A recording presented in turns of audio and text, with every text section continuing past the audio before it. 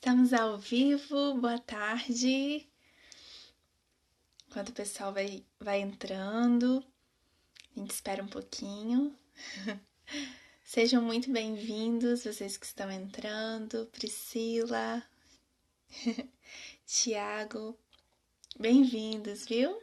Boa tarde para vocês. Estamos na live número 12 hoje, já na reta final do nosso desafio de 14 dias. E tem muita coisa boa ainda para acontecer, viu? Não fica desgostoso, não, porque isso aqui é só o começo. Muita gente fala assim: ah, eu perdi uma live, ah, eu perdi tal live, ou então eu fui ver, ela acabou no meio, né? Então, vamos ficar atenta aí às divulgações, né? Aquilo que vai surgir no Instagram, porque a gente vai ter muita notícia boa nos próximos dias, tá bom? Sejam bem-vindas, Fabiana, Flavinha. Hoje, dia 23 de julho, live número 12, nós estamos com o tema Não Vão Aliviar a Tua Barra. Acho engraçado, vocês já estão dispostos, assim, para poder, né? Essas lives não têm sido muito assim, como que eu posso dizer? Afagando muito o ego de ninguém, não, né? E nem dando motivos santos para coisa errada. A gente está realmente descobrindo, desvendando a verdade de nós, a verdade das coisas, a verdade que nos rodeia e a gente está encontrando caminhos para transformação. Então, realmente, quem está acompanhando é porque está desejando muito crescer. Por isso que eu falo, quer crescer? Então vem.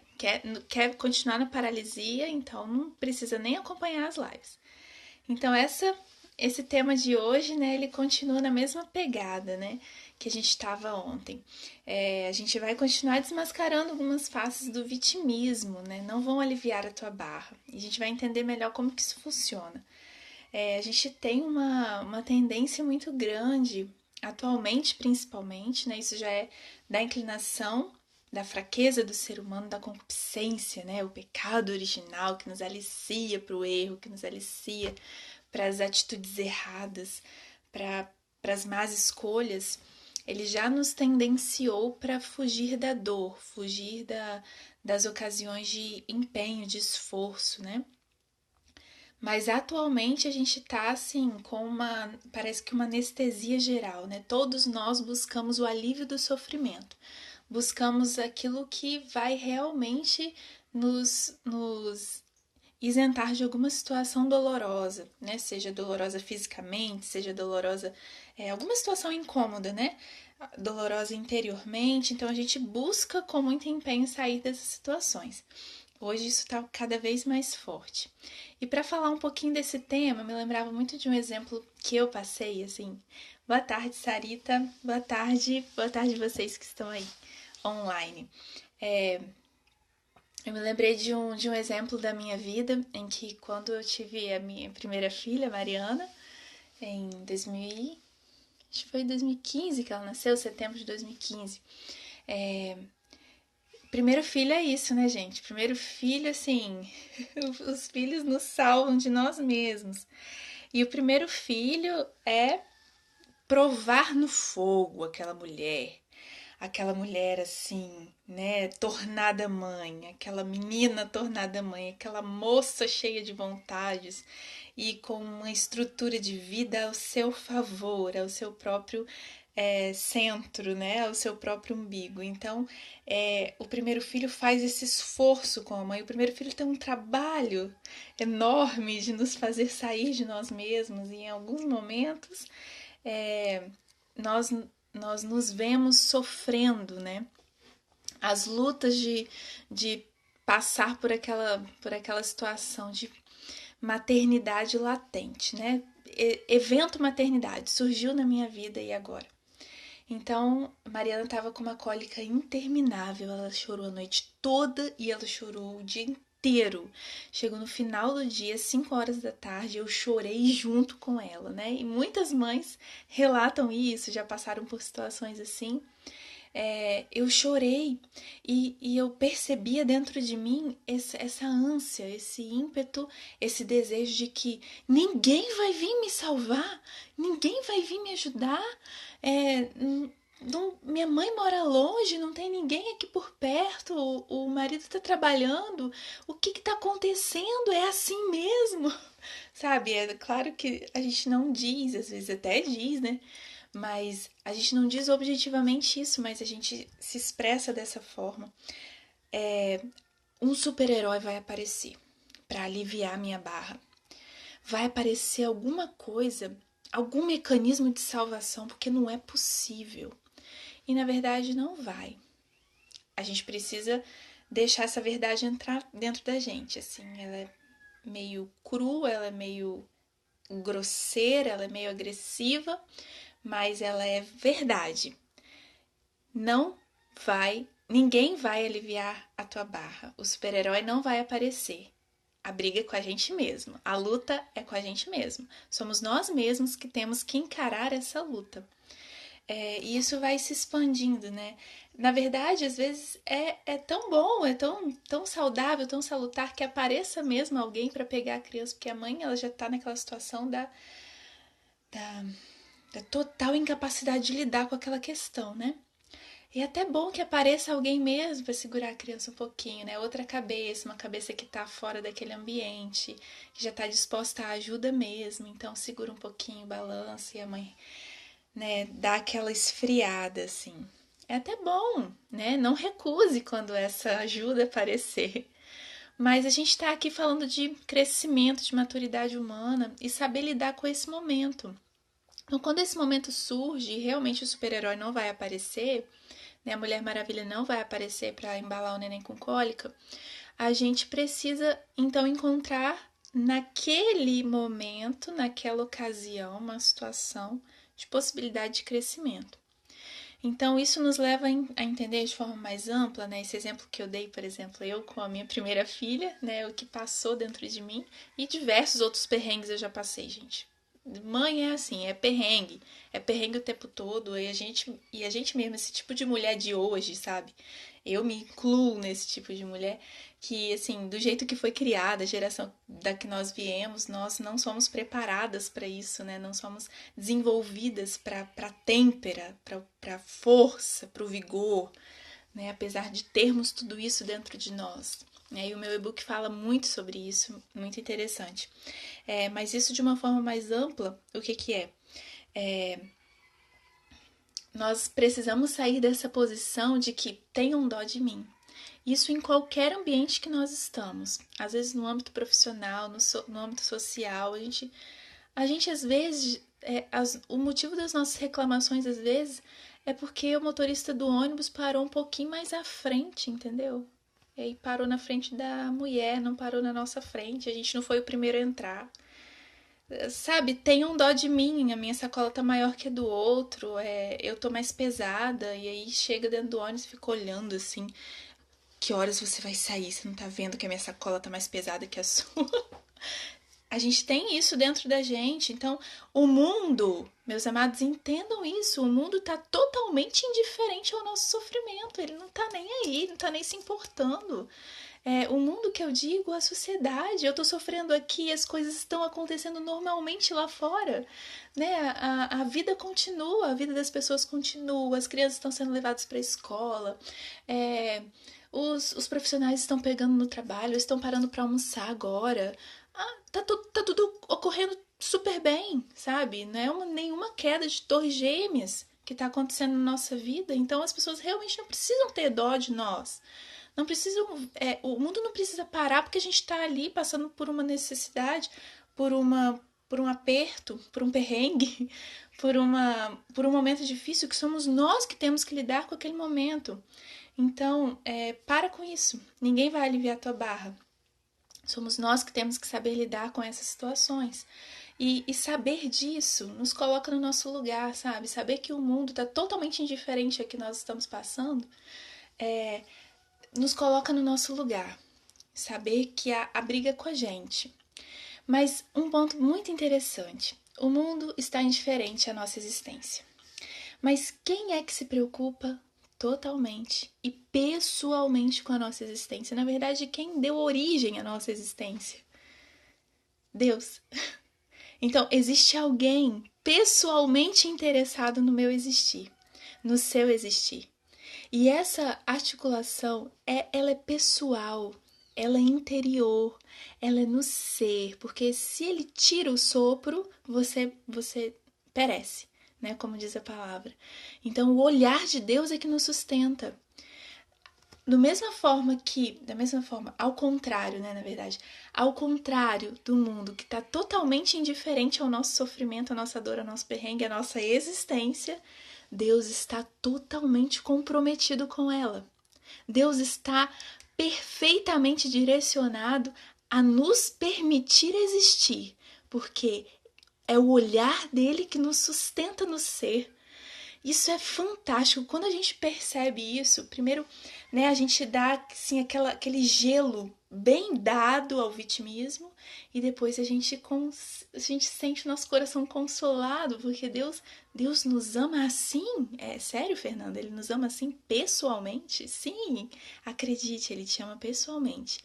E ele é que me deu a oportunidade de existir e de te comunicar algo hoje. Ele que te deu a oportunidade de estar aí olhando, de estar aí pensando, raciocinando, ponderando e refletindo. Se ele tira isso, você perece. Você não existe mais. O fato de Deus ter se encarnado, e a encarnação é um dos eventos mais fantásticos que existem na história da humanidade, na história de mundo. Para mim, o mistério da vida de Cristo que mais me encanta é a encarnação, porque é Deus tomando vida concreta, é Deus pegando essa carcaça que somos nós, dizendo, eu me comprometo em viver nela, vamos ver o que dá. Né? Não só nos cria, como assume a nossa condição e participa de tudo que nós participamos, exceto o pecado. Essa questão da encarnação, ela nos fala muito, porque ninguém aliviou a barra de Jesus. Que tendência é essa que nós temos de fuga à cruz? E aquele que se encarnou, o Verbo eterno, ele nos mostrou o caminho. Que tendência é essa que nós temos, a fuga do sofrimento, se ele foi o próprio sofrimento encarnado, sabe? Aonde ele nasceu, a vida que ele teve, o lugar onde viveu, as coisas que sofreu, até ao ponto de chegar à morte de cruz. Então, a encarnação realmente nos revela que ele desejou viver essa vida aqui, essa vida concreta. Sabe, nos possibilitou, foi ele que nos mostrou como viver tudo. Então, ninguém aliviou a barra de Jesus, ninguém aliviou a barra de Maria. Maria estava completamente comprometida com a obra de salvação. Isso dá para ver em todas as passagens, né? As poucas passagens dos evangelhos que tem sobre Nossa Senhora, a gente a vê comprometida. Ela acaba de receber um anúncio e ela sobe montanha. E ela vai apressadamente à casa de Isabel para servir. E ela já prestes a ganhar o seu bebê, ela não precisava, mas ela monta no jumento e vai para Egito fazer negócio de recenseamento com José. Ela não precisava ir, quem tinha que ir era José. Mas ela se compromete com o amor conjugal, ela se compromete com o seu esposo, ela se compromete com estar a caminho. Ela se compromete com o plano de Deus. Então nós também, cercados dessa realidade de um Deus que é o único, em absoluto, preocupado com a nossa existência. Claro que nosso pai, nossa mãe se preocupam com a nossa existência, pessoas queridas, pessoas amigas, pessoas que nos rodeiam, a nossa família se preocupa com a nossa existência, mas quem totalmente, perfeitamente e mais do que todos esses se preocupa em nós existirmos, em nos amar pessoalmente, profundamente, é Deus. E esse Deus se encarnou. E esse Deus não teve a sua barra aliviada. Então nós também devemos passar por todos os processos, por todas as ocasiões, por todas as possibilidades que a vida nos permite. Fugir das ocasiões de pecado, fugir das ocasiões de queda, fugir das ocasiões de erro, buscar maturidade humana, buscar transformação. Porque o próprio Deus, o Verbo encarnado, viveu tudo. Viveu tudo sem pedir para ninguém que aliviasse a barra dele. E a gente vê isso, como eu falei ontem, tão forte que mais do que um lidar com as ocasiões da sua própria vida, ele se compromete com o outro. Então, eu sirvo naquilo que eu tenho que servir e eu ainda tenho tempo para o outro, né? A vida de Jesus foi toda para o outro. Então, será que ainda não está faltando? A gente se reserva, querendo aliviar por completo a nossa barra, e fica ali naquele mundinho reservado, naquele mundinho de egoísmo, naquele mundinho de que não, eu me basto, eu e eu e eu, e a minha familhinha, né? O meu cantinho. Será que não tem pessoas que precisam do seu anúncio também, que precisam da sua palavra, que precisam do seu conselho, que precisam da sua força, que precisam da sua ajuda? Então, gente, o sentido da vida humana não está na fuga da dor, não está na fuga do sofrimento, não está em ficar esperando o super-herói aparecer. O sentido da vida humana, já expresso pela pessoa de Jesus, que foi quem nos ensinou a viver, quem foi a encarnação de Jesus, foi aquilo que nos ensinou a viver a vida humana. Então, se você quer saber como que se vive como homem, como mulher nessa terra, olhe para Cristo. Então, o sentido da nossa vida está ir em direção ao sofrimento, ir em direção à cruz. Ah, Fernanda, tu tem que ficar buscando a dor? Não, porque não precisa buscar, ela vai aparecer. Ela vai aparecer, ela aparece. Ela aparece no incômodo, ela aparece na pilha de roupa, como eu postei ontem nos stories. Ela aparece na gaveta desarrumada, ela aparece... A dor e o incômodo aparecem a todo momento. E nós precisamos vencer, porque ninguém vai aliviar a nossa barra. Na hora de crescer, gente. Vocês estão vendo como que faz sentido aquilo que a gente conversou na primeira live? No primeiro dia, nós conversamos sobre chega de teorias, a força da ação e a pobreza, a fraqueza do sentimento. Então é isso que ao longo desses dias todos a gente tentou desmistificar. Como que eu posso falar assim, ai Senhor, venha paz sobre o meu lar, que nós sejamos abençoados. Ai, sabe, essas orações assim me enfastiam um pouco, porque na verdade Cristo quer ser tudo. Ele quer ser tudo no seu lar, ele quer ser tudo na sua vida, ele quer ser inteiro, ele quer ser amado, ele quer ser tocado, sabe como ele se apresentou ali. E eu admiro Tomé, eu não fico tanto com receio, tipo assim, ah, Tomé não creu, eu que sou feliz, porque eu acreditei sem ver. Mas Tomé era um homem de muita realidade, porque ele viu quem era Deus, ele viu quem era o Senhor. Então, naquele momento em que estava todo mundo disperso, ninguém acreditava em nada, ele queria ver de novo, ele queria tocar de verdade, e ali aquele corpo se dá para ser tocado de verdade. Então, introduz o teu dedo na minha chaga, introduz o teu dedo no meu lado, e aí você vai ver que é realidade mesmo. Então, gente, é vida real, é isso. O sentido da nossa vida está em nos vencer, em nos direcionar para aquilo que realmente é a vida humana. A vida humana, a superação, a luta, né? Temos um sentido de vida e a gente já conversou sobre isso em outra live. Então foi isso, né? Essa live foi muito boa, eu amei fazer, amei falar sobre esse assunto, porque, mais uma vez, né, desmistifica e arranca mais uma face do vitimismo que está instaurado sobre nós, e a gente precisa ver bastante algumas verdades, né? Porque, me incluindo, estamos ainda muito moles nesse sentido, e a gente precisa pegar têmpera, pegar vigor, pegar amor e paixão pela vida. Então, é isso. A gente já tá caminhando pro final, como eu tô falando, fiquem atentos aí, porque tem muita coisa boa surgindo. Amanhã, live 13, quarta-feira, a gente encerra o nosso desafio dos 14 dias e eu tenho uma notícia muito boa para dar para vocês. Então, vai segurando aí.